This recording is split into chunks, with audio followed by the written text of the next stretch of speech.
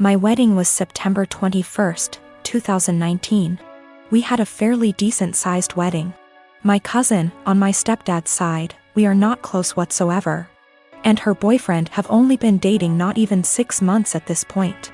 I've met the guy once before my wedding and he never shows up to any family functions. We're all having a great time at my wedding. My husband and I are mingling with guests while everyone dances. The next thing I know is my cousin's boyfriend asks the DJ for his mic and goes to the center of the dance floor saying he has an announcement to make and calls my cousin over. So, I rush over and say, "Nope, no one is getting engaged during my special day, especially during my reception. You can get engaged later tonight but not right now. It's my day.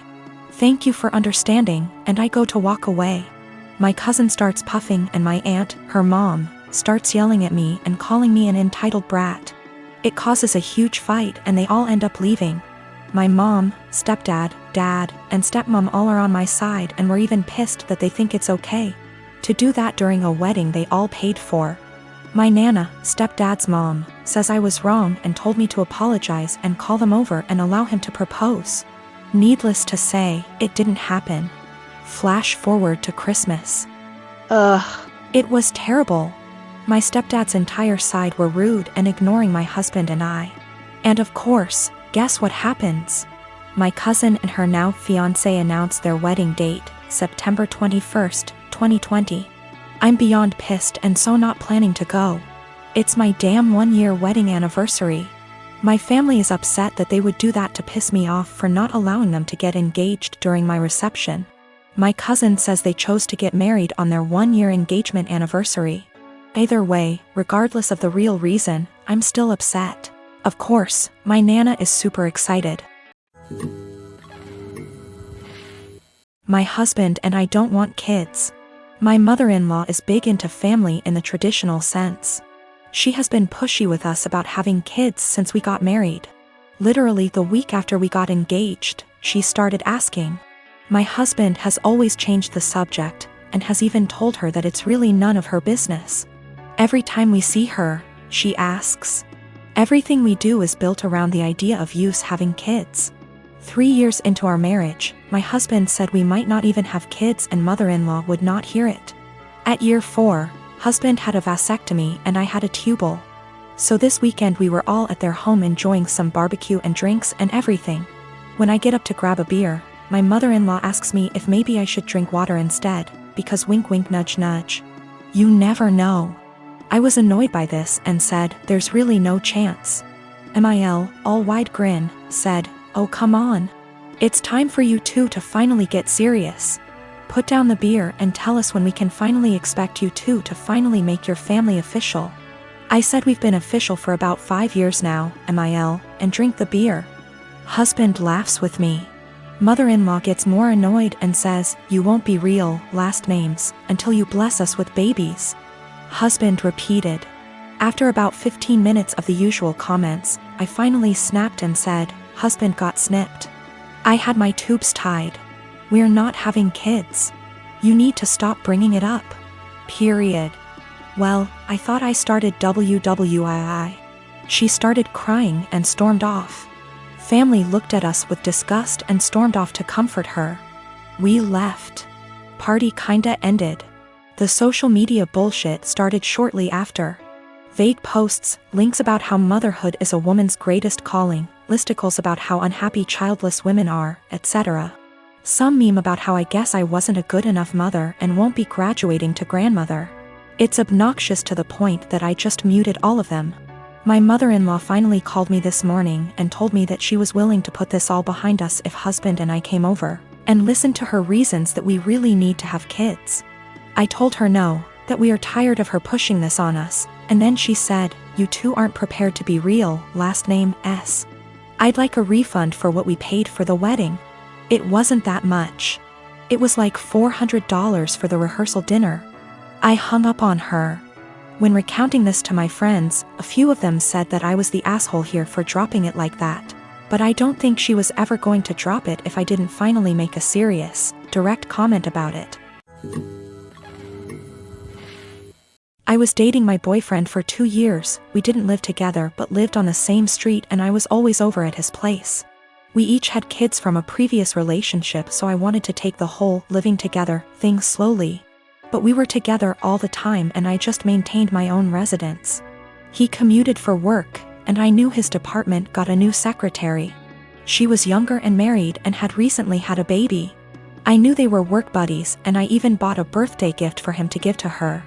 After about a year, she moved to another state. My boyfriend and I decided to move in together, and we lived together for a year when I found out that he and that secretary had some type of non-physical but still romantic relationship while they were working together.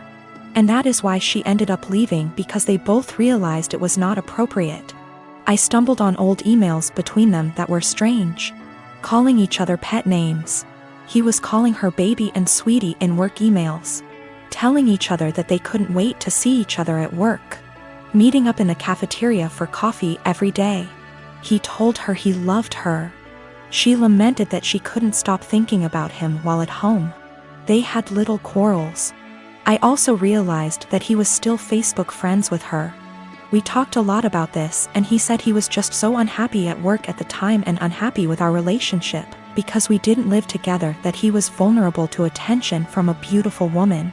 He said it never became physical, but they were very emotionally entangled at the time for many months. I had no idea at all. He said together they decided the best thing was for her to accept another job offer, which he helped her get. He's very remorseful sometimes. Other times he will tell me that it's partially my fault because I rarely stayed over. I was doing everything for him to help him out because I knew how busy he was and how stressful life was for him back then. He will also try to tell me I was too cold. I've tried to move past this. I told him he needed to delete her from Facebook, and he did. It's been over a year since I found out, but I still feel so much hurt and anger if I think about it, or if something triggers me. Even something as stupid as a movie where the man is hooking up with his secretary. It's been over a year of anger, fighting, hurt and drama. The man I thought I was with is not the guy who would speak to his married secretary like that. Should I just give up?